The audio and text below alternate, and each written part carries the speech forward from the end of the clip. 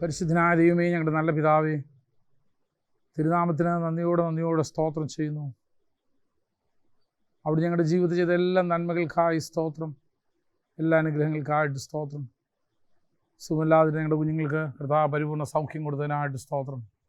കർത്താവെ, ആരോഗ്യം ബലപ്പെട്ട അടിയങ്ങളോടുകൂടെ വീണ്ടും ആയിരിപ്പാൻ തിരുമേനിയെ സഹായിക്കണമേ എന്ന് പ്രാർത്ഥിക്കുന്നു. അവർ വിശ്രമിക്കുന്ന ഈ ദിവസങ്ങളിൽ നിൻ്റെ ബലം അവരുടെ മേൽ കൽപ്പിക്കണമേ. ശരീരാത്മകളെ ശക്തീകരിക്കണമേ. ആവശ്യമുള്ള എല്ലാ നന്മകളും ഞങ്ങൾക്ക് നൽകി തരണമേ. ബുദ്ധിയെ പ്രകാശിപ്പിക്കണമേ. യേശുവിൻ്റെ നാമത്തിൽ തന്നെ ആമേൻ. അടുത്തത്, യേശു ക്രിസ്തുവിനോടുള്ള ബന്ധത്തിൽ സാത്താൻ എങ്ങനെയാണ് പ്രവർത്തിച്ചത് എന്നാണ് നമ്മൾ നോക്കാൻ പോകുന്നത്. യേശു ക്രിസ്തുവിനോടുള്ള ബന്ധത്തിലാണ്. ഒന്ന്, യേശുവിൻ്റെ ജനനത്തിങ്കൽ തന്നെ ജോസഫിനെ വശീകരിച്ച് മറിയെ ഉപേക്ഷിക്കാനായിട്ട് എന്ത് ചെയ്തു? ജോസഫിൻ്റെ ഹൃദയത്തിലൊരു ചിന്തയിട്ട് കൊടുത്തു. അതാണ് ആദ്യത്തെ. മത്തായി സുവിശേഷം 1-ാം അധ്യായത്തിൻ്റെ 19-ാം വാക്യത്തിൽ പറയുന്നത് എന്തുവാ?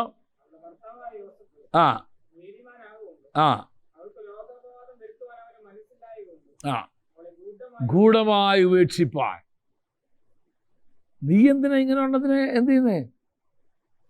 കെട്ടാൻ പോന്നേ? എനിക്ക് ഇതിനേക്കാൾ നല്ല പിള്ളേരെ കിട്ടത്തില്ലേ? ഇങ്ങനെ ഇതുപോലെ അവിശ്വസ്തയായ വിവാഹ നിശ്ചയം ചെയ്തതിന് ശേഷം ഇങ്ങനെയായ ഒരു പെൺകുട്ടിയെ നീ ഇതിനെ വിവാഹം കഴിക്കാൻ പോന്നേ. അതുകൊണ്ട് നീ എന്ത് ചെയ്യേ? അവോയ്ഡ്, അവളെ ഉപേക്ഷിക്കുക. ആദ്യത്തെ പ്രലോഭനം പിശാച് ചെയ്തത് ജോസഫിനെ വശീകരിച്ച് മറിയെ ഉപേക്ഷിക്കാനായിട്ട് അവൻ്റെ ഹൃദയത്തിലൊരു ചിന്ത കൊടുത്തു. പക്ഷേ ദൈവം അവിടെ എന്ത് ചെയ്തു? ഇൻ്റർഫിയർ ചെയ്തു അല്ലേ? ദൈവനോട് പറഞ്ഞു, ചെയ്യരുതാ, അവളിൽ ഉൽപ്പാദിതമായിരിക്കുന്നത് എന്തുവാ? വിശുദ്ധ പ്രജ, അതുകൊണ്ട് ഡോണ്ട് ഡു ഇറ്റ്. അപ്പോൾ ആദ്യം. 2, ജനിച്ചതിന് ശേഷം കൊല്ലാനായിട്ട് എന്ത് ചെയ്തു? പരിശ്രമം. ഓർക്കുന്നുള്ള ഹേരോദാവ് വിദ്വാൻമാരോട് പറഞ്ഞു, നിങ്ങൾ പോയി നമസ്കരിച്ചിട്ട് വാ, ഞാനും പോയി കൊച്ചിനെ വണങ്ങേണ്ടതിന് എവിടാന്ന് നിങ്ങൾ എന്നോട് പറയണം. വന്നില്ല എന്നുള്ളത് മാത്രമല്ല, അവനെ കളിപ്പിച്ചു എന്ന് കണ്ടപ്പോൾ ഇനി അടുത്ത പരിപാടി എന്തുവാ? കൊല്ലുക എന്നുള്ളതാണ്. അത് പിശാചിൻ്റെ ഒരു വലിയ ഇതായിരുന്നു. യേശുവിനെ കൊല്ലാനായിട്ട് അധികാരികളെ പിശാച് എന്ത് ചെയ്തു? കയ്യിലെടുത്തു. അവിടെയും ദൈവം ഇൻ്റർഫിയർ ചെയ്തു. ജോസഫിനോട് പറഞ്ഞു, ജോസഫെ, കൊച്ചിനെ കൊല്ലാൻ തോന്നുന്നുണ്ട്, അതുകൊണ്ട് നിങ്ങൾ എന്ത് എഴുതുക? എഴുന്നേറ്റ് മിസ്രയീമിലേക്ക് പോകാ എന്ന് പറഞ്ഞു. അപ്പം എൻ്റെ ഒരു ചോദ്യം, ഇവർ വലിയ പൈസക്കാരൊന്നും അല്ല എന്നുള്ള വാസ്തവമാണ്, നമുക്കറിയാം. യേശുവിൻ്റെ വീട്ടുകാർക്ക് വലിയ പൈസ ഒന്നും ഉണ്ടായിരുന്നില്ല, അറിയാമോ?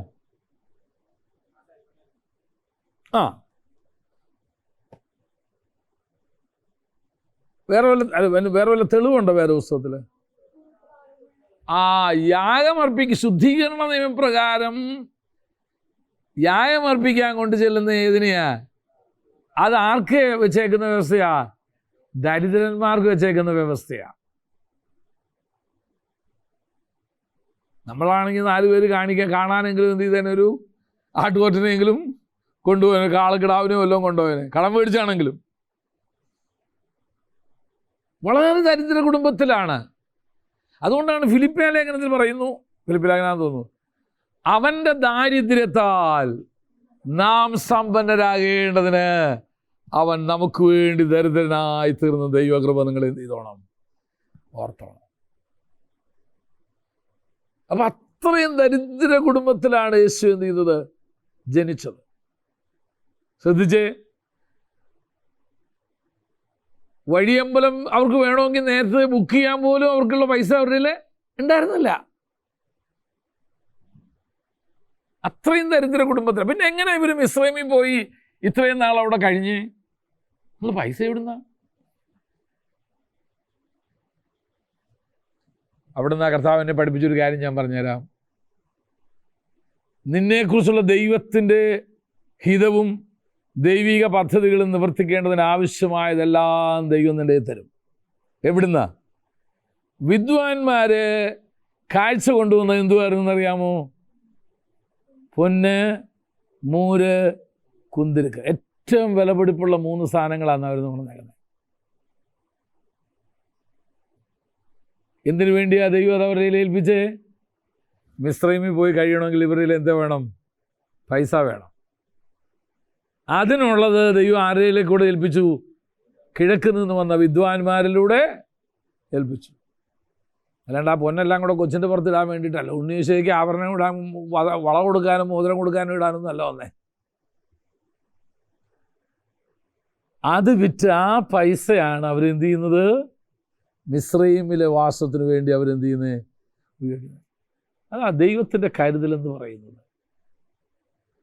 നിന്റെ ആവശ്യങ്ങളെ നീ അറിയുന്നതിന് മുൻപേ അറിയുന്ന ഒരു ദൈവം അതിനു വേണ്ടി നിനക്കായിട്ട് കരുതിയിട്ടുണ്ട്. അങ്ങ് വിശ്വസിക്കാതെ. ഇവർക്ക് മിസ്രൈമിലേക്ക് പോകേണ്ടി വരുമെന്ന് ജോസഫോ ആരും എന്ത് ചെയ്തിട്ടില്ല, സ്വപ്നത്തിൽ പോലും വിചാരിച്ചിട്ടില്ല. പക്ഷേ മിസ്രൈമിലേക്ക് അവർ പോകുമ്പോൾ അവരുടെ ദൈനംദിന ജീവിതത്തിന് ആവശ്യമുള്ളത് എന്തെന്ന് അറിഞ്ഞ ദൈവം കിഴക്ക് നിന്ന് വന്ന വിദ്വാൻമാരാൽ, സാധാരണ പൊന്നും മൂലം കൊണ്ടുവരുന്നത് കുറച്ചൊന്നുമല്ല അവർ കൊണ്ടുവരിക. രാജാക്കന്മാർ കാഴ്ച കൊണ്ടുവരാൻ വിടുന്നത്, രാജാക്കന്മാരുടെ പുസ്തകം പഠിച്ചാൽ എന്ന് പറഞ്ഞാൽ കിലോ കണക്കിന് അവർ കൊണ്ടിരുന്നത് രാജാക്കന്മാർക്ക് കൊടുക്കാനായിട്ട്. കുറച്ചൊന്നുമല്ല. എന്തിനായത് ദൈവം ഏൽപ്പിച്ചേ? നിനക്ക് വേണ്ടിയുള്ള ദൈവത്തിൻ്റെ ഒരു കരുതലാണ്. ഞാൻ ഇത്തരത്തിൽ എനിക്കറിയാവുന്ന ഒരു ദൈവദാസൻ്റെ കഥ ഞാൻ പറഞ്ഞുതരാം. അദ്ദേഹം വെസ്റ്റ് വെർജീനിയ എന്ന് പറയുന്ന സ്ഥലത്തെ കർത്താവിൻ്റെ വേല ചെയ്യുന്നൊരു മനുഷ്യനാണ്. തനിക്ക് ലഭിക്കുന്ന മുഴുവൻ കർത്താവിൻ്റെ വേലയ്ക്ക് വേണ്ടി ചിലവഴിച്ചുകൊണ്ടിരുന്നൊരു മനുഷ്യനാണ്. അവസാനം തനിക്ക് സഭാശുശ്രൂഷ ഒന്നും ചെയ്യാൻ പറ്റാത്തൊരു പ്രായം കൊണ്ട് ഒക്കെ ആയി. ഇപ്പം ജീവിക്കാനും മാർഗമില്ല. അങ്ങനെ ഇരിക്കുമ്പോൾ അദ്ദേഹത്തിന് ഒരു കത്ത് കിട്ടുന്നു സർക്കാരിൽ നിന്ന്. നിങ്ങളുടെ ഭൂമി ഞങ്ങളൊന്ന് പരിശോധനയ്ക്ക് വേണ്ടി വരുന്നുണ്ട്, നിങ്ങളുടെ ഭൂമി ഒന്ന് എക്സ്പ്ലോർ ചെയ്യാനായിട്ട് വരുന്നുണ്ടെന്ന്. കാരണം ഈ പ്രദേശത്തെല്ലാം ഗ്യാസ് ഉണ്ട്, നാച്ചുറൽ ഓയിൽ ഉണ്ടെന്ന് ഇങ്ങനെ ഞങ്ങൾക്ക് അറിവ് കിട്ടിയിട്ടുണ്ട്. നിങ്ങളുടെ ഭൂമി ഒന്ന് നോക്കിയപ്പോൾ എന്താ അറിയാമോ? ഇദ്ദേഹത്തിൻ്റെ ഭൂമി മുഴുവൻ നാച്ചുറൽ ഗ്യാസാണ്, നാച്ചുറൽ ഓയിൽ കിടക്കുക. അത് കുഴിച്ചെടുക്കാൻ അനുവാദം കൊടുത്തു ഇദ്ദേഹം. ഇന്ന് ദൈവം ഇഷ്ടംപോലെ പൈസ അദ്ദേഹത്തിൻ്റെ കയ്യിൽ കൊടുത്തിരിക്കുക, ഇതിൽ നിന്ന് കിട്ടുന്ന വരുമാനം. അപ്പം നിനക്കുള്ളത് മുഴുവനും നീ കർത്താവിന് വേണ്ടി കൊടുത്തു എന്നുള്ളത് കൊണ്ട് നീ എന്ത് ചെയ്യണ്ട? ഒട്ടും വേദനപ്പെടേണ്ട. നിൻ്റെ ആവശ്യത്തിൻ്റെ സമയത്ത് നിനക്കൊരാവശ്യം വരുമ്പോൾ നീ അറിയാത്തൊരു നിക്ഷേപം ദൈവം നിനക്ക് വേണ്ടി എന്ത് ചെയ്തിട്ടുണ്ട്? കരുതിയിട്ടുണ്ട്. നീ അറിയാത്തൊരു നിക്ഷേപം. ലോകത്തിൽ ആരറിഞ്ഞു ഈ ഭൂമിയുടെ അടിയിൽ ഇതുണ്ടായിരുന്നെന്ന്? ഇയാൾ വാങ്ങിച്ച ഭൂമിയുടെ അടിയിൽ ഇതുണ്ടായിരുന്നു. കർത്താവിന് വേണ്ടി എന്തെങ്കിലും കൊടുത്തു എന്നുള്ളത് കൊണ്ട് നീ എന്ത് ചെയ്യണ്ട? ഒരിക്കലും ദുഃഖിക്കരുത്. അല്ല എൻ്റെ ഭർത്താവ് അങ്ങനെ ചെയ്തില്ലയോ, ഉള്ളതെല്ലാം കൂടെ കർത്താവിൻ്റെ വേലയ്ക്ക് വേണ്ടി കൊടുത്തപ്പോൾ ഞങ്ങൾ ഇങ്ങനെ ആയി പോയില്ലയോ, എന്നോടൊരു വാക്ക് ചോദിച്ചായിരുന്നെങ്കിൽ ഞാൻ സമ്മതിക്കില്ലായിരുന്നല്ലോ, എന്നോടും കൂടെ ചോദിക്കാണ്ട് അയാൾ പോയി വീട്ടിൽ അങ്ങനെ ഒന്നും പറഞ്ഞ് എന്ത് ചെയ്യണ്ട, വഴക്കുണ്ടാക്കുകയൊന്നും വേണ്ട. നിൻ്റെ ആവശ്യത്തിൻ്റെ സമയത്ത് നീ അറിയാത്ത സ്ഥാനത്ത് നിന്ന് ദൈവം നിനക്ക് വേണ്ടി കരുതിയിട്ടുണ്ട്.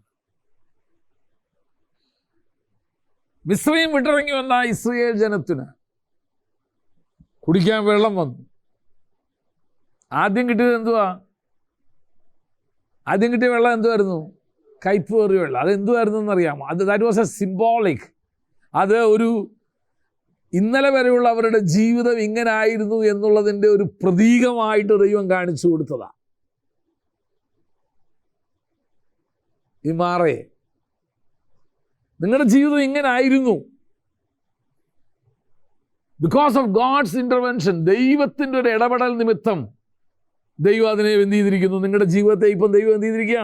മധുരമായി മാറ്റിയിരിക്കുക. ഇനി ഇവിടുന്ന് അങ്ങോട്ട് നിങ്ങളുടെ എല്ലാ പ്രശ്നങ്ങൾക്കും ദൈവം പരിഹാരമായിരിക്കും എന്നുള്ളതിൻ്റെ ഒരു പ്രൊഫറ്റിക് എന്ന് പറഞ്ഞാൽ പ്രവചനാത്മാവിലുള്ള ഒരു വെളിപ്പെടുത്തലായിരുന്നു അത്.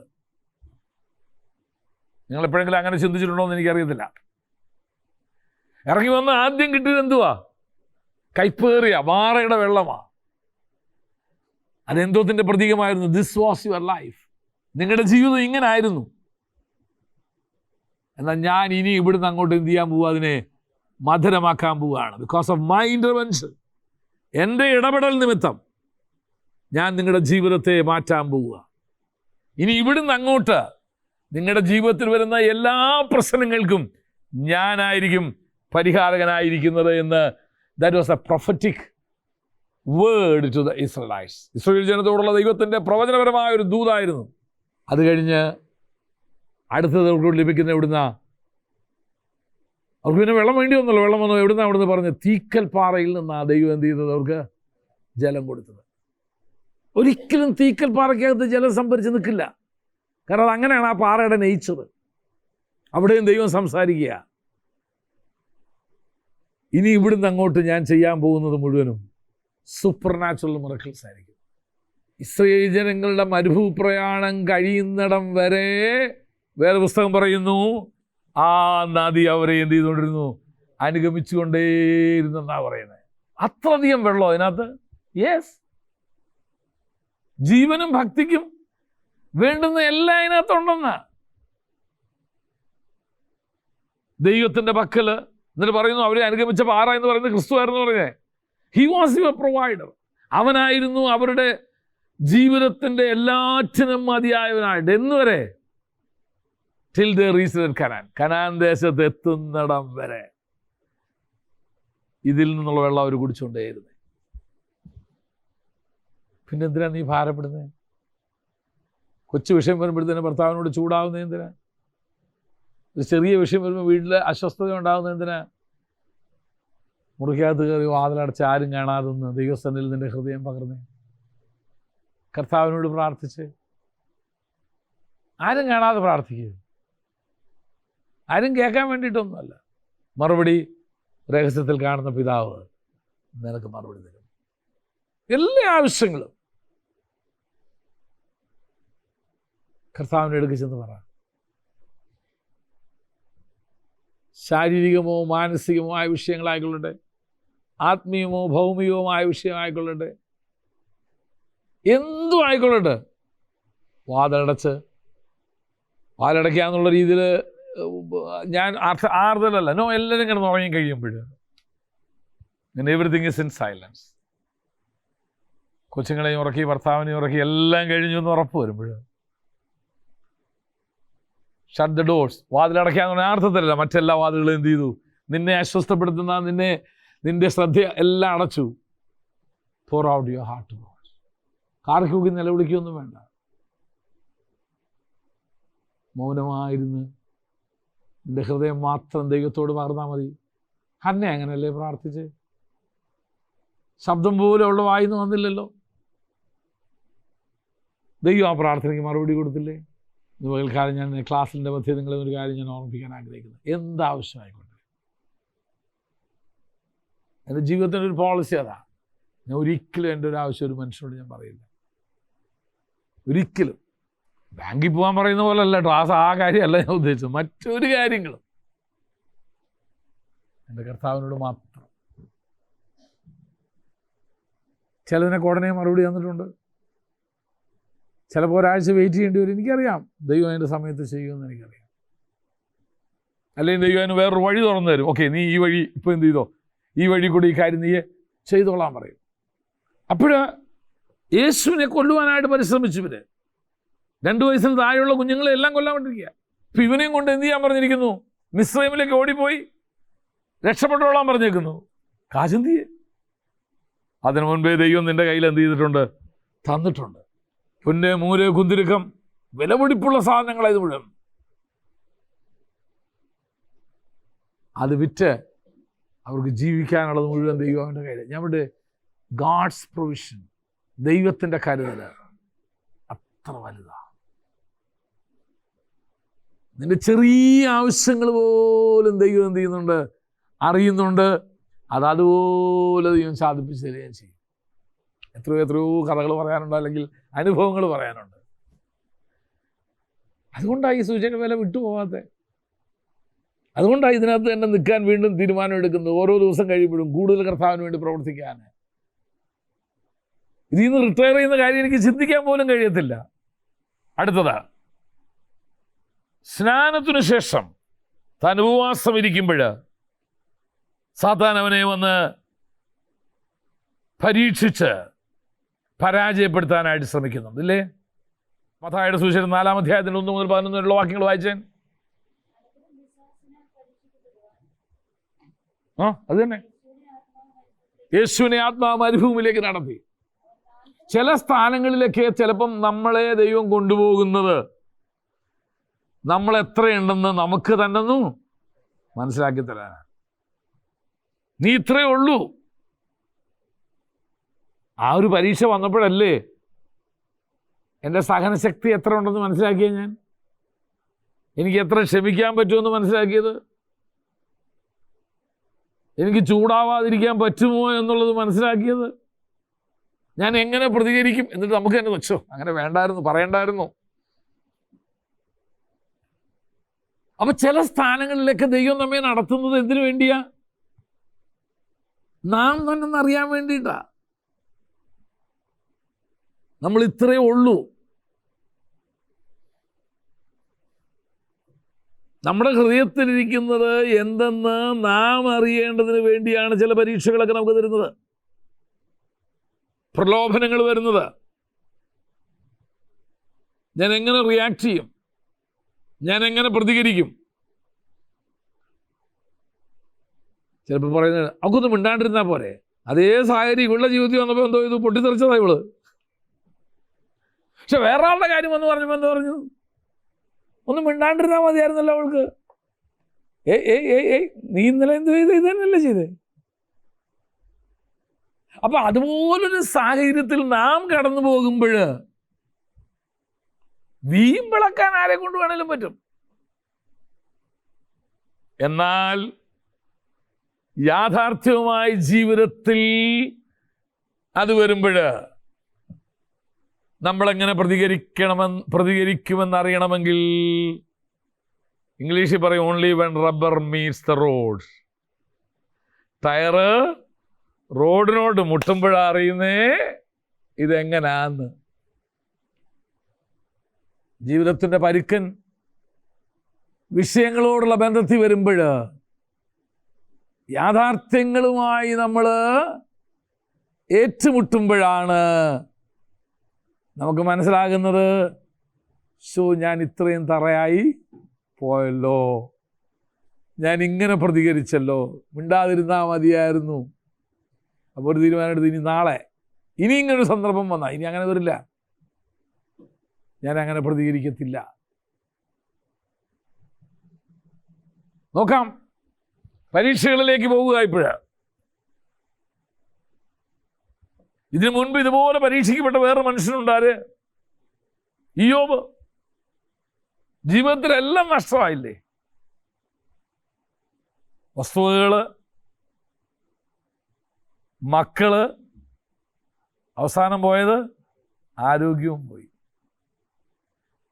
ആരോഗ്യം പോയി കഴിഞ്ഞപ്പോഴത്തേന് ഭാര്യ എന്ത് ചെയ്യാൻ തുടങ്ങി? ചൊറിയാൻ തുടങ്ങി, ഇല്ലേ? പിടിച്ചു നിൽക്കാൻ വളരെ പ്രയാസമാണ്, വളരെ ബുദ്ധിമുട്ടാ.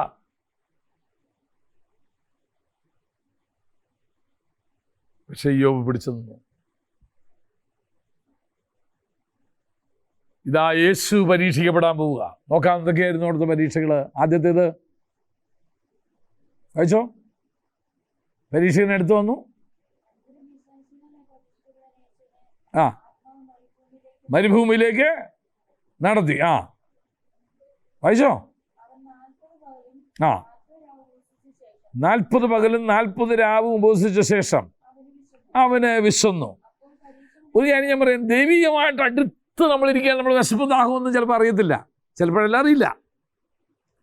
ആ കണക്ഷൻ വിട്ട് കഴിഞ്ഞാൽ when we come to the natural level, വീണ്ടും നമ്മൾ മറ്റ് ജീവിതത്തിലേക്ക് വരുമ്പോഴാണ് കാര്യങ്ങൾ, പ്രശ്നങ്ങളൊക്കെ മാറുന്നത്. എന്തുകൊണ്ടായേ?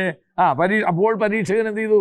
അടുത്തു വന്നു, പറഞ്ഞു. ആദ്യം പറഞ്ഞു, നീ ദൈവപുത്രനെങ്കിൽ ഈ കല്ല് അപ്പമാകാൻ നീ പറ. അവിടെ ഉപയോഗിച്ച വാക്കുകൾ നിങ്ങൾ ശ്രദ്ധിക്കണം. നീ ദൈവപുത്രൻ എങ്കിൽ. എന്താ അത് പറയാൻ കാരണം? 40 ദിവസം മുൻപാണ് വെള്ളത്തിൽ നിന്ന് കയറിയപ്പോൾ ഒരു സാക്ഷ്യം കേട്ടു, ഇവൻ എൻ്റെ പ്രിയപുത്രൻ, ഇവനിൽ ഞാൻ പ്രസാദിച്ചിരിക്കുന്നു എന്നൊരു ശബ്ദം കേട്ടത്. ശരി, നമുക്ക് നോക്കാം, അത് പരീക്ഷിച്ച് നോക്കാം. അപ്പോൾ ദൈവപുത്രനാണെങ്കിൽ ആ ദൈവിക അധികാരങ്ങൾ എനിക്കുണ്ടല്ലോ, അത് എൻ്റെ ആവശ്യങ്ങൾക്ക് മതിയാവുമോ എന്ന് ആദ്യം നോക്കാം.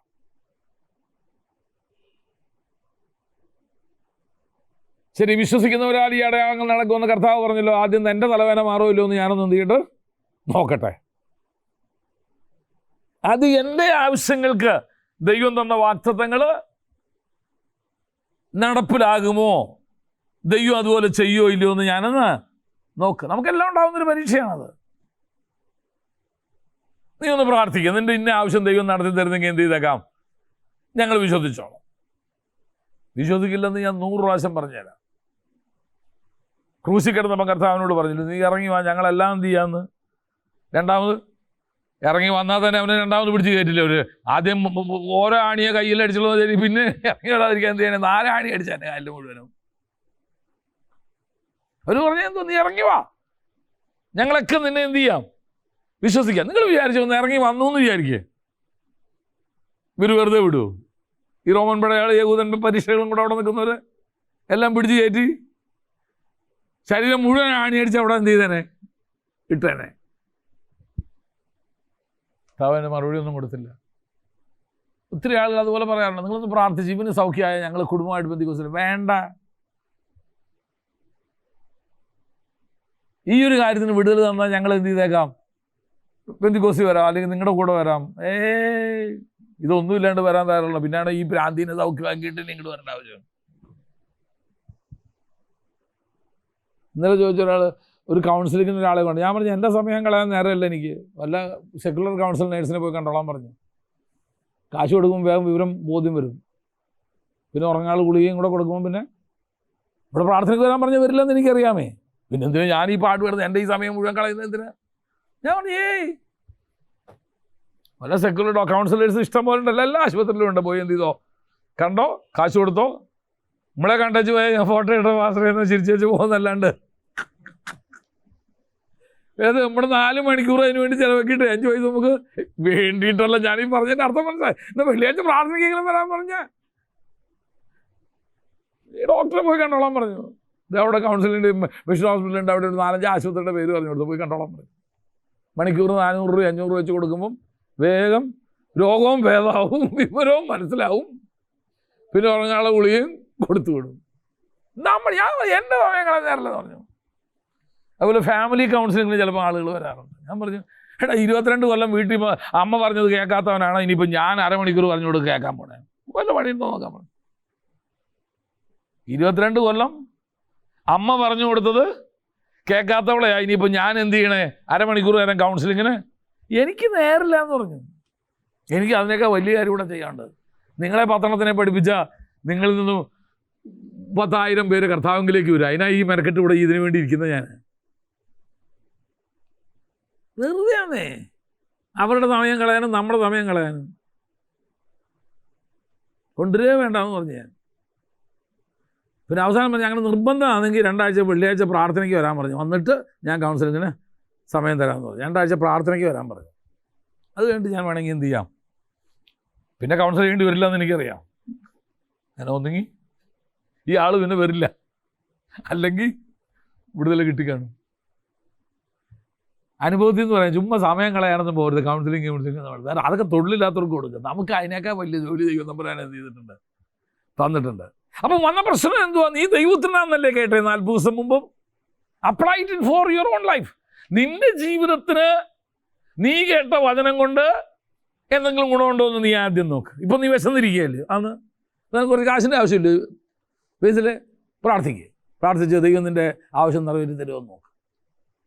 ദൈവം എൻ്റെ ആവശ്യത്തിന് തന്നെ മറുപടി എടുത്തില്ല, പിന്നെ അങ്ങനെ ഞാൻ വേറൊരാൾക്ക് വേണ്ടി പ്രാർത്ഥിക്കുന്നത്. ആദ്യത്തെ പരീക്ഷ അതായിരുന്നു. ലഭിച്ച ദൈവിക അധികാരത്തെ സ്വന്തം ആവശ്യങ്ങൾക്ക് വേണ്ടി,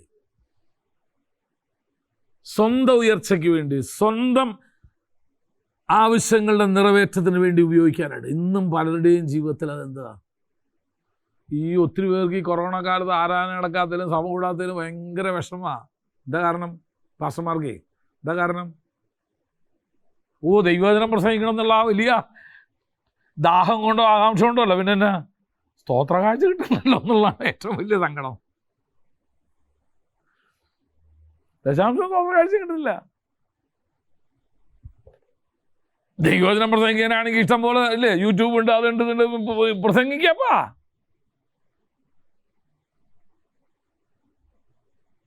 അപ്പൊ എന്തുവാന്നറിയാമോ? വേദപുസ്തക ഭാഷ പറഞ്ഞ അലംഭാവത്തോടുകൂടിയ ദൈവത്തിലെ ആദായ സൂത്രമാക്കിയെക്കൊണ്ട് മാറ്റിയിരിക്കുക. അവര് സ്വന്തം ആവശ്യങ്ങൾക്ക് വേണ്ടിയിട്ട് ദൈവം തന്ന അധികാരത്തെ, ദൈവപുത്രൻ എന്നുള്ള അധികാരത്തെ നിന്റെ ഭൗതികമായ ആവശ്യങ്ങളുടെ നിവൃത്തിക്ക് വേണ്ടി ഉപയോഗിക്കുക. ഇവിടെ ഒരാളെന്നോട് പറഞ്ഞു, ഞാൻ നന്നായിട്ട് പാടുമെന്ന് പറഞ്ഞു. ഞാൻ പറഞ്ഞു നല്ല കാര്യമാണ്. അല്ല, ഇവിടെ പാടാൻ ആളെ ആവശ്യമുണ്ടോ? ഞാൻ പറഞ്ഞു പിന്നെ ഇവിടെ ഞായറാഴ്ച പാടാൻ ആളെ ആവശ്യമുണ്ടെന്ന് പറഞ്ഞു. കൂട്ടത്തിൽ നിന്ന് പാടിക്കണമെന്നേ ഉള്ളൂ എന്ന് പറഞ്ഞു. ഇത് സ്റ്റേജിൽ കയറാൻ സമ്മതിക്കത്തില്ല, ഇവിടുന്ന് എന്ത് ചെയ്തോണം, പാടിക്കണം. വല്ല പാട്ടറിയാമോ എന്ന് ചോദിച്ചു. അറിയാം. ഞാൻ ചോദിച്ചു ഏത് പാട്ടറിയാം? പുള്ളി വേറാണ്ട് കുറേ പേര് പൈതലാം യേശുവേ. ഞാൻ പറഞ്ഞു അതൊന്നുമല്ല ഞങ്ങൾ പാടുന്ന പാട്ടെന്ന് പറഞ്ഞു. അല്ല, നിങ്ങൾ പാടുന്ന പാട്ട് ഏതാണെന്ന് പറഞ്ഞാൽ മതി, ഞാൻ പഠിച്ച് പാടിക്കോളാം. ഞാൻ പറഞ്ഞു ശരി, ഞാൻ പാട്ട് പറഞ്ഞുതരാം. അല്ല, എത്ര രൂപ തരും ഞാനൊരു പാട്ട് പാടുന്നതിന്? ഞാൻ പറഞ്ഞു ഇവിടെ കാശ് കൊടുക്കാറില്ല, ഇവിടെ കാശ് തന്നാലേ ഞങ്ങൾ പാടിപ്പിക്കുള്ളൂ എന്ന് പറഞ്ഞു. അപ്പൊ എന്തുവാ അവൻ്റെ ആവശ്യം മുഴുവൻ? എന്തുവാ? പാടാം, ഏത് പാട്ട് വേണേലും ഞാൻ എന്ത് ചെയ്തേക്കാം, പറഞ്ഞാൽ മതി. എനിക്കൊരു പാട്ട് പാടുന്നതിന് ഇത്ര രൂപ.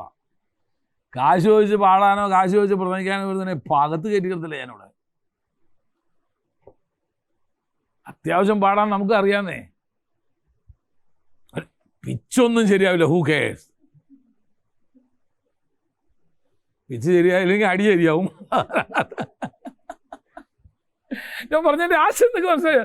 ദൈവം തന്നിരിക്കുന്ന ദൈവിക അധികാരത്തെ, ദൈവിക നന്മയെ, ദൈവിക കൃപകളെ നീ നിന്റെ സ്വന്തം ആവശ്യത്തിന് വേണ്ടി, നിന്റെ ഭൗതികമായ ആവശ്യങ്ങളുടെ നിവൃത്തീകരണത്തിന് വേണ്ടി ഉപയോഗിക്കാനാണ് ആദ്യം വരുന്ന പ്രലോഭനം. ഞാൻ നിങ്ങൾ ശുശ്രൂഷയിലായതുകൊണ്ട് ഈ കഥയൊക്കെ പറഞ്ഞു തരിക. ഭാഷണമൊക്കെ ഒരു വലിയ സൂക്കേടുണ്ട്. ഭവന സന്ദർശനത്തിന് പോകുവര്, വല്ലതും കിട്ടുന്ന വീടാണെങ്കിൽ നിശ്ചയമായിട്ട് ആഴ്ച ഒരു പ്രാവശ്യം പോകുവര്. കിട്ടാത്ത വീടാണെങ്കിലോ പോവില്ല. അതുകൊണ്ടാണ് ഈ സഭയ്ക്കകത്തൊരു നിയമമുണ്ട്, ഒറ്റ പാസ്റ്റർമാരും വിസിറ്റിങ്ങിന് വരുമ്പോൾ 5 പൈസ കൊടുത്തു പോകരുതെന്ന്. അവർക്ക് കൊടുക്കാനുള്ള സഭയിൽ നിന്ന് കൊടുക്കുന്നുണ്ട് മാന്യമായിട്ട്. MBA കഴിഞ്ഞാൽ കിട്ടുന്ന ശമ്പളം 10,000 രൂപയുള്ളൂ. ഡബിൾ MBA ഉള്ളതുകൊണ്ട് ശമ്പളം നിനക്ക് കിട്ടുന്നത് ഇപ്പോൾ ഇവിടുന്ന്. ഞാൻ പറഞ്ഞതിൻ്റെ അർത്ഥം മനസ്സിലായോ? അപ്പം ന്യായമായിട്ടും എന്ത് ചെയ്യും? നമ്മുടെ കയ്യിൽ 5 പൈസ ഇല്ലാന്ന് തോന്നിക്കഴിഞ്ഞാൽ എന്നാൽ ഞാൻ ഒന്ന് വിസിറ്റിങ്ങിന് പോയിട്ട് വരാമെന്ന് പറയും. ഏത് വീട്ടിലേക്കാണ് പോണേ? ഈ പാസ്റ്റർ കഴിഞ്ഞ ദിവസം വന്നതല്ലയോ? എന്നാലും രാവിലെ ഒരു പ്രേരണ. എന്തുവാ, കയ്യിൽ പോക്കറ്റ് പൈസ ഇല്ലാത്തതുകൊണ്ട് നിങ്ങളുടെ വീടൊന്ന് സന്ദർശിക്കാൻ ഒരു പ്രേരണ. ഇതൊന്ന് നിർത്തുമോ നമ്മൾ? ഇവരെ വഷളാക്കുന്നത് എന്തിനാണ് ഇപ്പോൾ ഉപയോഗിക്കുന്നത് ഈ കോളിംഗ്? ഭൗതികമായ. ഇനി ചിലരുണ്ടോ വീട്ടിൽ ചെന്ന് കഴിഞ്ഞാൽ ഒരു നല്ല സാധനം ഇവിടെ ഇരിക്കുന്നുണ്ട്, അത് ഇങ്ങനെ പിടിച്ച് നോക്കിയിട്ട് ഇത് നല്ല തുണിയാണുള്ളത്, ഇത് ഇവിടുന്ന് എൻ്റെ വീട്ടിലെങ്ങാണാവെന്ന് കാണിക്കുന്നതെന്ന് വെച്ചാൽ അതായിരിക്കും അവൻ്റെ അവസാനത്തെ കാണിക്കൽ.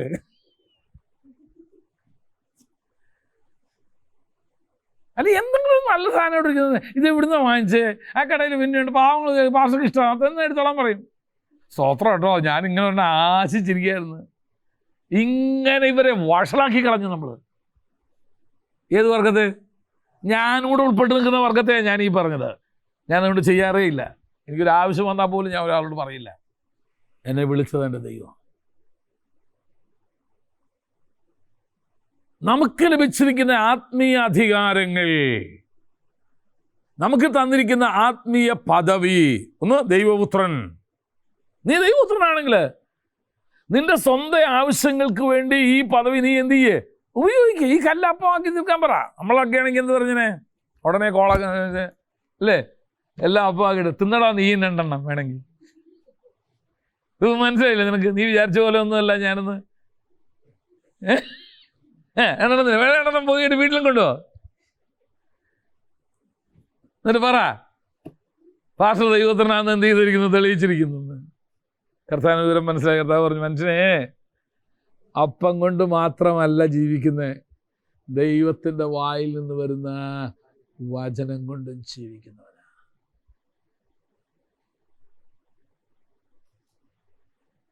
എൻ്റെ ശരീരത്തിന് ആവശ്യമായ ശക്തിയും ബലവും അവൻ്റെ ഒരു വാക്ക് മതി. അവൻ്റെ ഒരു വാക്ക് മതി. അതിലിപ്പോൾ ഈയിടെ ഇറങ്ങിയൊരു പാട്ടിൽ പറയുന്നത് ഒരു വാക്ക് മതി.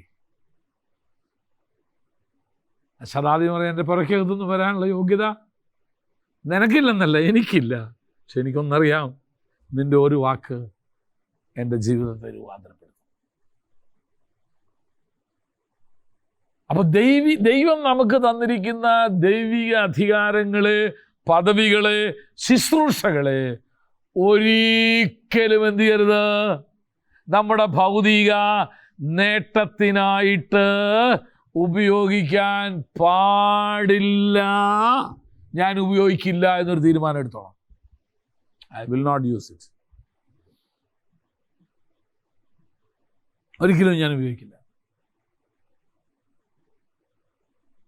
ദൈവം തന്ന ആത്മീയ അധികാരം, ദൈവം തന്ന ആത്മീയ പദവി, ദൈവം തന്ന ആത്മീയ ശുശ്രൂഷ ഞാൻ ഒരു കാരണവശാലും എൻ്റെ ഭൗതിക നേട്ടത്തിന് വേണ്ടി ഞാൻ ഉപയോഗിക്കില്ല. കാരണം ജീവനും ഭക്തിക്കും വേണ്ടുന്നൊക്കെ ദൈവം എനിക്ക് എന്ത് ചെയ്തോളും, തന്നോളും. ആദ്യത്തെ പരീക്ഷ അതായിരുന്നു. രണ്ടാമത്തെ പരീക്ഷ എന്തുവാ നോക്കാം. വായിച്ചോ, താഴോട്ട് വായിക്കേ. അത് തന്നെ, പിശാച് പിന്നെ അവനെ വിശുദ്ധ നഗരത്തിലേക്ക് കൊണ്ട്, ഇനി ആത്മീയത്തിലോട്ടാണ് വരുന്നത്. അടുത്തത് ആദ്യത്തെ എന്തുവായിരുന്നു, ഭൗതികമായതായിരുന്നു. എന്നാൽ ഇനിയിപ്പോൾ അടുത്തത് വിശുദ്ധ നഗരത്തിലേക്ക് കൊണ്ട് ചെന്നിട്ട് ദേവാലയത്തിന്റെ അങ്ങ് അത്യുച്ചത്തിൽ കൊണ്ട് നിർത്തി അവനോട് നീ ദൈവപുത്രനാണെങ്കിൽ, എവിടെ എല്ലായിടത്തും ഉപയോഗിക്കുന്ന ആ പദം നിങ്ങൾ ശ്രദ്ധിച്ചോണേ. നിങ്ങൾ പ്രാർത്ഥനക്കാരല്ലേ? നിങ്ങൾ എന്നാ പ്രാർത്ഥിച്ച ഈ വിഷയത്തിന് എന്ത് ചെയ്യും? നിങ്ങൾ വലിയ പ്രാർത്ഥനക്കാരല്ലേ? നീ ദൈവപുത്രനെങ്കിൽ എന്ത് ചെയ്യേ, താഴത്തോട്ട് ചാട്. കാരണം ദൈവം പറഞ്ഞിട്ടുണ്ടല്ലോ, നിന്നെക്കുറിച്ച് തൻ്റെ ദൂതന്മാരോട് കൽപ്പിച്ചിരിക്കുന്നു, നിന്റെ കാല് കല്ലിനോട്. എത്ര കൃത്യമായിട്ട് അവൻ വാക്യം കൂട്ടിയിട്ട്, നമുക്ക് പോലും അറിയില്ല അങ്ങനെ വാക്യം എന്ത് ചെയ്യാനായിട്ട്, അല്ലേ? ഒരാളെ എത്ര കൃത്യമായിട്ടാണ് പിശാച് എന്ത് ചെയ്തത്, വാക്യം കോട്ട് ചെയ്തത്, അല്ലെങ്കിൽ ഉദ്ധരിച്ച യേശുവിനോട് പറയുന്നത്, നിന്നെക്കുറിച്ച് പറഞ്ഞിട്ടുണ്ടല്ലോ. എവിടെയാണ് കർത്താവിനെ കുറിച്ച് തിരുവെഴുത്തി പറഞ്ഞിരിക്കുന്നതെന്ന് പോലും എന്ത് ചെയ്യാം, പിശാചിന് നല്ലപോലെ അറിയാം. നിന്റെ കാൽ കല്ലിനോട് തട്ടിപ്പോകാതെ വണ്ണം തൻ്റെ ദൂതന്മാരുടെ കൈകളിൽ വഹിച്ചോളാം. അപ്പം നീ ഒന്ന് പരീക്ഷിച്ച് നോക്ക്. Make sure that his promises are true in your life. ദൈവം നിന്നെക്കുറിച്ച് പറഞ്ഞിരിക്കുന്ന വാക്തത്വങ്ങളെല്ലാം നിന്റെ ജീവിതത്തിൽ യാഥാർത്ഥ്യമാണോ ഇല്ലയോ എന്ന് ഒന്ന് പരീക്ഷിച്ചറിയുക. ആദ്യത്തേത് എന്തുവായിരുന്നു? ദൈവം തന്ന ആത്മീയ ശുശ്രൂഷകളെ, അധികാരങ്ങളെ ഭൗതിക കാര്യങ്ങൾക്ക് വേണ്ടി ഉപയോഗിക്കാൻ വേണ്ടി നമ്മുടെ. രണ്ടാമത്തത് ദൈവിക വാക്തത്വങ്ങൾ നമ്മുടെ ജീവിതത്തിൽ തന്നെ ദൈവം പാലിക്കുമോ ഇല്ലയോ എന്നുള്ളത് നീ എന്ത് ചെയ്യുക, നീ ഒന്ന് പരീക്ഷിച്ച് നോക്ക്. ഞാൻ നിന്നെ സൗഖ്യമാക്കുന്ന യഹോവയാണെന്ന് കർത്താവ് പറഞ്ഞിട്ടില്ല. ഇപ്പം നിന്റെ കൈക്ക് വേദനയില്ലയോ? പ്രാർത്ഥിക്കുക. യേശുവിൻ്റെ നാമത്തിൽ കൈയുടെ വേദന മാറട്ടെ. എവിടെ വേദന അവിടെ ഉണ്ടോ? ഒന്നും മാറിയുന്നില്ല. ഞാൻ നിന്നെ സൗഖ്യമാക്കുന്ന യഹോവയാണെന്നുണ്ട്. തലവേദന മാറട്ടെ, തല തന്നെ മാറട്ടെ എന്ന് പ്രാർത്ഥിക്കുക. ദൈവിക വാക്തത്വങ്ങൾ നിന്റെ ജീവിതത്തോടുള്ള ബന്ധത്തിൽ ദൈവം അങ്ങനെ പാലിക്കുമോ ഇല്ലയോ എന്നുള്ളത് നീ പരീക്ഷിച്ച് നോക്കുക. എത്രയോ പ്രാവശ്യം നമ്മുടെ ജീവിതത്തിൽ നമ്മൾ ചെയ്തിട്ടുണ്ടത്. കർത്താവ് നീ ഇങ്ങനെ പറഞ്ഞിട്ടില്ലേ, നീ ചെയ്യ്, എൻ്റെ ജീവിതത്തിൽ നീ അത് ചെയ്യും, എന്നാലല്ലേ എനിക്ക് മറ്റുള്ള, അത് നമ്മൾ പറയാം, എന്നാലല്ലേ എനിക്ക് മറ്റുള്ളവരോട് പറയാൻ പറ്റുള്ളൂ. നീ എന്നെ സൗഖ്യമാക്കാതെ, നീ എൻ്റെ ആവശ്യം നടത്തി തരാതെ, നീ എനിക്ക് ജോലി തരാതെ, നീ എനിക്ക് വീട് തരാതെ, നീ എൻ്റെ ആവശ്യങ്ങൾ നടത്തി തരാതെ എനിക്ക് എങ്ങനെ മറ്റുള്ളവരോട് പറയാൻ പറ്റുക? അതിന് കർത്താവിൻ്റെ മറുപടി എന്തുവാ? നിന്റെ ദൈവമായ കർത്താവിനെ നീ എന്ത് ചെയ്യരുത്, പരീക്ഷിക്കരുത്. ചില ആളുകളുണ്ട്, അവർക്ക് മറ്റുള്ളവരെ അവരെ എത്രമാത്രം സ്നേഹിക്കുന്നു എന്നറിയാൻ വേണ്ടിയിട്ട് അവരെന്ത് ചെയ്യും, ആളുകളെ ഇങ്ങനെ പരീക്ഷിച്ചുകൊണ്ടിരിക്കുന്നുണ്ട്. ഒരാവശ്യമില്ല. പക്ഷെ അവർക്ക് എന്നോടുള്ള സ്നേഹം കുറഞ്ഞു പോയോ? അപ്പോൾ എന്ത് ചെയ്യും? രോഗിയായിട്ട് കിടക്കും. എന്നിട്ട് ഭർത്താവിനെ കൊണ്ട് അത് ചെയ്യിക്കും, ഇത് ചെയ്യിക്കും, അങ്ങനെ ചെയ്യിക്കും, അവരെ കൊണ്ട് ഇത് ചെയ്യിക്കും, പാസ്റ്ററെ കൊണ്ട് അത് ചെയ്യിക്കും, അല്ലേ മക്കളെ. ഞാൻ പറയും, എന്തിനാ ഇത്? കർത്താവിൻ്റെ ദൈവമായ കർത്താവിനെ നീ എന്ത് ചെയ്യരുത്, പരീക്ഷിക്കരുത്. യുനോ, നിനക്കറിയാം നിൻ്റെ ആവശ്യത്തിൻ്റെ സമയത്ത് നീ വിളിക്കാതെ തന്നെ നിന്നെ സഹായിച്ച ദൈവമല്ലേ നിൻ്റെ ദൈവം. നീ പ്രാർത്ഥിക്കുന്നതിന് മുമ്പേ നിൻ്റെ ആവശ്യങ്ങൾ നടത്തിയവനല്ലേ ഈ ദൈവം. പിന്നെ നീ 4 പേര് മുമ്പ് ഇങ്ങനെ ചാടി ഇതാ, ഓ ഇവനെ ആൾ ഭയങ്കരമാണല്ലോ. എന്തിനാണ് ഈ ഷോ? മൂന്നാമത്തെ പരീക്ഷ എന്തുവാ? അടുത്തത് ആ ആ ആ കാണിച്ച ഒന്ന് വീണൊന്നും തന്നെ നമസ്കരിച്ചാൽ ഇതൊക്കെ നിനക്ക് തരാമെന്ന് പറഞ്ഞു. The influence and power. നിന്റെ ഇപ്പോഴത്തെ ഇതിനകത്ത് നിനക്ക് കുറച്ചും കൂടെ സ്വാധീനവും കുറച്ചും കൂടെ ശക്തിയും കൂടെ നിനക്കുണ്ടായ അടിപൊളിയായിരിക്കില്ലേ ശുശ്രൂഷ. അതിനൊറ്റ കാര്യം, നമ്മൾ തമ്മിലൊരു അണ്ടർസ്റ്റാൻഡിങ്ങിൽ വരാം. വല്ലപ്പോഴും നീ എന്ത് ചെയ്യുക, എന്നെയും കൂടെ ഒന്ന് വണങ്ങിയേക്കുക, എന്നെയും കൂടെ ഒന്ന് ആരാധിച്ചേക്കുക, എൻ്റെ മുമ്പിലും കൂടെ ഒന്ന് കുമ്പിട്ടേക്കുക. എന്താ പറഞ്ഞു? നിന്റെ ദൈവമായ കർത്താവിനെ അല്ലാതെ മറ്റാരെയും എന്ത് ചെയ്യരുത്. അപ്പം എങ്ങനെങ്കിലും ഞാൻ കാര്യം ചോദിച്ചിട്ടെ, എന്നാൽ ആദ്യത്തെ പരീക്ഷ കൂടെ അങ്ങ് പൊക്കൂടെ? ഇല്ല, പോവില്ലവൻ. എവിടാണ് നിന്റെ വീക്ക്? ഈ പണ്ട് ഈ മൺകലം വാങ്ങിക്കുന്നവർ വാങ്ങിക്കാൻ നേരത്തെ എന്ത് ചെയ്യുന്നറിയാമോ? കൊട്ടി നോക്കും. ഒരുത്തരത്ത് മാത്രമല്ല, തിരിച്ചു കൊട്ടും. കണ്ടിട്ടുണ്ടോ? കൊട്ടിയുണ്ടോ? കൊട്ടിയിട്ടില്ലെങ്കിലും കൊട്ടുന്ന കണ്ടിട്ടുണ്ടല്ലേ? അത് എന്തിനാ? എവിടെങ്കിലും ഒരു ക്രാക്ക് ഉണ്ടെങ്കിൽ അതെന്ത് ഈ കൊട്ടലിൽ അറിയാം. ഒരു കൊട്ടുകൊണ്ട് സാധാരണ അവരെന്ത് ചെയ്യാറില്ല, നിർത്താറില്ല. അത് തിരിച്ച് എന്ത് ചെയ്യുന്നറിയാമോ? കൊട്ടി നോക്കും. നിന്റെ ജീവിതത്തിൻ്റെ എവിടാണ് നീ വീക്കായിട്ടിരിക്കുന്നതെന്ന് അറിയാൻ വേണ്ടി പിശാച് പലപ്പോഴും പല പരീക്ഷകൾ. പണത്തിൻ്റെ കാര്യത്തിൽ നീ ആൾ വിശ്വസ്തനാണെന്നറിയാം. അതുകൊണ്ട് പിന്നെ അതുമായിട്ട് നിന്നെ എന്ത് ചെയ്യത്തില്ല, പൈസ വ്യത്യാസമില്ലാതെ എന്ത് ചെയ്യും, നീ കറക്റ്റ് ചെയ്യാൻ പറയും. പക്ഷെ ഒരു നല്ല ലഡു കണ്ടാൽ നീ എന്ത് ചെയ്യത്തില്ല, വിടില്ല. ആഹാരത്തിൻ്റെ കാര്യത്തിൽ നീ വീക്കാന്ന് അറിയാം. ചിലർക്ക് വസ്ത്രത്തിൻ്റെ കാര്യത്തിലായിരിക്കും, ചിലർക്ക് ഇതൊന്നും വേണ്ട, അവർക്ക് സ്ഥാനവും മാനവും എന്ത് ചെയ്താൽ മതി, കിട്ടിയാൽ മതി. ഇങ്ങനെ ഓരോരുത്തർക്കും ഓരോന്നുണ്ട്. അവനവൻ്റെ കുറവുകളെ അവനവന് കണ്ടെത്താൻ കഴിഞ്ഞാൽ അതാ ഏറ്റവും നല്ലത്. നമുക്കവിടെ അല്ലേ, നമുക്ക് ഇന്ന ഭാഗം നമ്മുടെ ശരീരത്തിൽ ഇന്ന ഭാഗം സെൻസിറ്റീവ് ആണെന്ന് അറിഞ്ഞു കഴിഞ്ഞാൽ പതുക്കെ നമ്മൾ അവിടെ എന്ത് ചെയ്ത് വളരെ സൂക്ഷിക്കൂല്ലേ. ഒരു പരീക്ഷ കൊണ്ട് പിശാച് പോയില്ല. 2, 3. എന്നിട്ട് അടുത്തൊരു വാക്യം പറയുന്നുണ്ട്. എന്നിട്ട് വായിച്ചേ, താഴെ വായിക്കേ. ആ ആ ആ ആ വെയിറ്റ്, അപ്പോൾ പിശാച് അവനെ വിട്ടു. ലൂക്കോസിൻ്റെ സുവിശേഷത്തിൽ വേറൊരു ഭാഗം കാണാൻ കഴിയും. ലൂക്കോസിൻ്റെ സുവിശേഷം അത് ആ പരീക്ഷ പറഞ്ഞിരിക്കുന്നതിൻ്റെ അവസാന ഭാഗത്ത് ആ പരീക്ഷ അവസാനിക്കുന്നത് എങ്ങനെയാണെന്ന് നോക്കിക്കേ. ലൂക്കോസ് കണ്ടോ?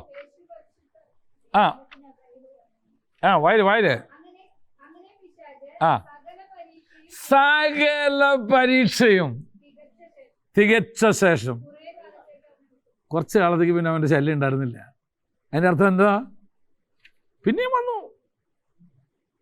എല്ലാം ഇതിനകത്ത് എഴുതിയിട്ടില്ല. യേശുക്രിസ്തുവിൻ്റെ 3.5 വർഷത്തെ ശുശ്രൂഷയിൽ താൻ നേരിട്ട വെല്ലുവിളികൾ എല്ലാം ഇതിനകത്ത് എഴുതിയിട്ടില്ല. തെളിവുണ്ടോ? എവിടാ? യോഹന്നാൻ തന്നെ പറയുന്നുണ്ട്, ഇതൊക്കെ എഴുതാൻ തുടങ്ങിയ പുസ്തകം ഇവിടെ ബൈബിൾ സ്കൂൾ 3 വർഷം എന്നുള്ളത് 30 വർഷം ആക്കിയാലും എന്ത് ചെയ്യത്തില്ല, തീരില്ല. അപ്പോൾ ഒത്തിരി പരീക്ഷകൾ ലൂക്കോസ് അവിടെ അത് വളരെ ശക്തമായിട്ട് പറയുക. സകല പരീക്ഷയും തികച്ച ശേഷം 1 by 1 ഒന്നിനു പുറകെ ഒന്നായിട്ട് എന്നിട്ട് കുറച്ച് നാളത്തേക്ക് പുള്ളി എന്ത് ചെയ്തു, ഒരു ബ്രേക്ക് എടുത്തു. ഇനി ഒരു കാര്യം ചെയ്യാം, ഇനി കുറച്ചുകൂടെ ഒക്കെ ശുശ്രൂഷയൊക്കെ ചെയ്യട്ടെ, കുറച്ചുകൂടെ ഇവനെ ആളും പേരൊക്കെ കൂടുതൽ കിട്ടട്ടെ, ആളുകൾ കിട്ടട്ടെ, അന്നേരം വന്ന് ഇനി എന്ത് ചെയ്യാം നമുക്ക് നോക്കാമെന്ന് പറഞ്ഞ് കുറച്ച് നാളത്തേക്ക് മൂപ്പര് എന്ത് ചെയ്തു, മാറി നിന്നു.